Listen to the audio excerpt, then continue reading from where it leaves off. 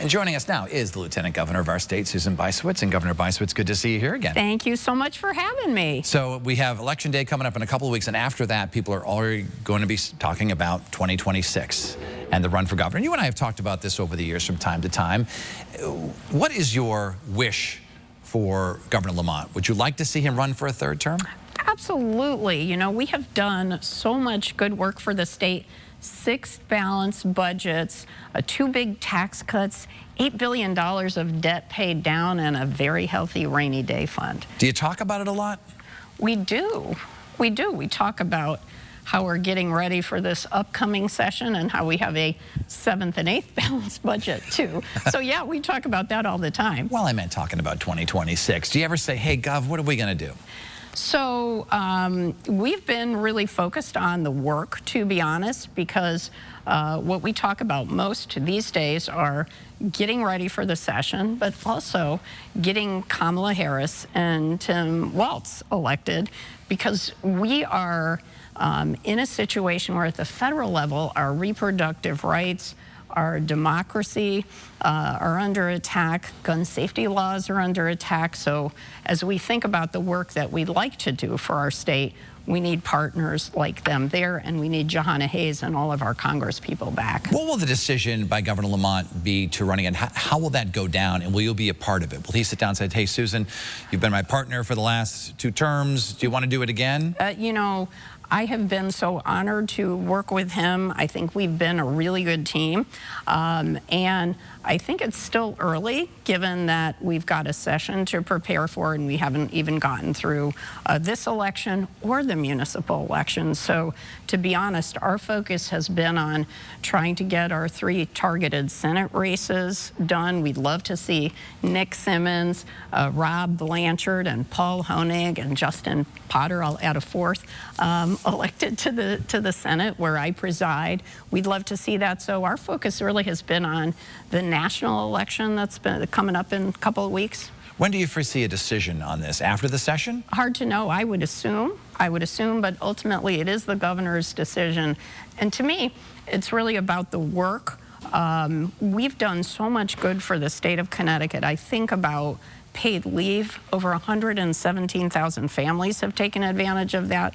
I think about the minimum wage that's going up on January 1st to $16.39. So there's a lot of good things that have helped thousands of families. And if he decides not to run, I imagine you've said in the past, I'll take a look. You would definitely take a look at that. There are a lot of Democrats out there sort of testing the waters. Is that normal in a well, it is in a state like where we have all of our constitutional officers are Democrats, both houses. We have a lot of talented people, so we are blessed that way. And who's told you they want to run for governor if the governor doesn't? Come on, you can fess up, right? Let's talk a little bit about the Republican side. So a couple weeks ago, we had the mayor of New Britain on the program, Erin Stewart, who announced that she is now leaning toward running for governor. Now, the Democrats have now won 4 elections in a row, gubernatorial elections. Is it difficult to win a 5th if you should run again? You know, I think it's all about what we've done for the people of Connecticut. And right now, Governor Lamont is one of the most popular governors in America, and I think it's because of the great things that we've done, and there's so much more to do when it comes to childcare, higher education. And that's sort of the impetus to run for a 3rd term. Absolutely, because we can see the difference that we've made. There are 170,000 families that are making a higher minimum wage because of our efforts and our partnership with the legislature. We are a very safe state in terms of gun violence. We've been able to pass some of the toughest gun safety laws in the country. We have a landmark Reproductive Freedom Act, which is important when we don't have Roe versus Wade at the federal level anymore. So I think it's about continuing the good work that we've done. I want to get your opinion on some of the breaking news we've had this weekend. The big story out of Aetna and CVS is that they're laying off some 400 people in Hartford. What is the governor's office doing about that? Can these jobs be saved in any way, or can you help these people find new jobs? It's disappointing. The good news is we have over 100,000 open jobs. The other thing I would say is a lot of the jobs that will be lost are remote jobs, and so we don't really know where people live. So they're not necessarily all from Connecticut, but it's certainly disheartening news. And let's talk a little bit about tourism. There's been some talk about cutting the tourism budget because it's obviously a big industry. We've seen a lot more people coming to our state. What can be done about this? I know some are concerned about that.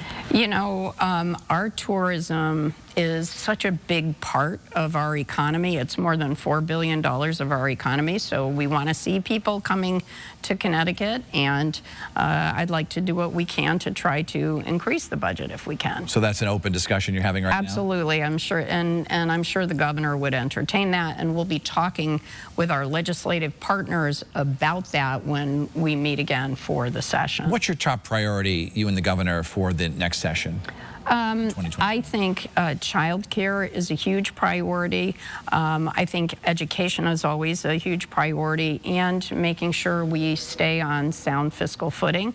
You know, child care is important because the more people have affordable child care, the more people that can be in the workforce. We know that's a huge challenge and a barrier for people. All right, so we'll look for some sort of announcement one way or the other from the Lamont Bysiewicz team in the late spring after the session, correct? If I understand correctly? All right. Lieutenant Governor Susan Bysiewicz, thanks for being with us here today. When we come back after this commercial break, we will talk economic development.